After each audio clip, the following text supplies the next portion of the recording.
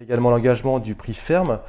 Tu l'as évoqué tout à l'heure, qu'est-ce qui se passe si les coûts de la construction augmentent, Jérôme? Alors, il y a la règle générale. La règle générale dit qu'un constructeur a le droit de réviser le prix, suivant un indice qui paraît au journal officiel, qui s'appelle le BT01.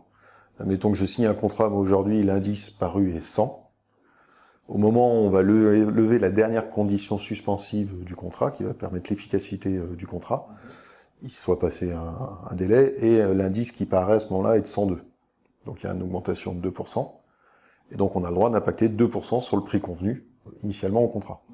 Nous, chez Comeca, sur le contrat, il est noté que le prix est ferme et définitif pendant 12 mois. C'est-à-dire que notre client a 12 mois pour lever ses conditions suspensives, donc celles qui le concernent, notamment obtenir le crédit et être propriétaire du terrain. Oui. Et le permis de construire aussi? Alors le permis de construire, on en a nous la charge, donc il est pas vraiment, en tout cas dans notre usage, on n'en tient pas vraiment compte. Donc c'est vraiment, on va dire, crédit et acquisition du terrain. D'accord. Donc nous, chez Comeca, comme je disais, on fixe le prix. Et généralement, il n'y a pas de révision de prix. C'est très rare que les clients dépassent ce délai qui est aujourd'hui fixé à 12 mois. Qui est assez large quand même. Qui est quand même assez large.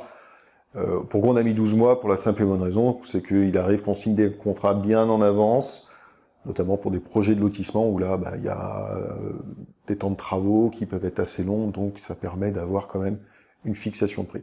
Si jamais, comme dans la période actuelle, il y a des hausses assez importantes de coûts de matériaux, dues à des pénuries, à des reprises d'activité un peu lentes, on ne peut pas l'impacter. C'est un point fort, c'est-à-dire que le client, quand il va aller voir sa banque, il vient avec notre contrat et notre notice.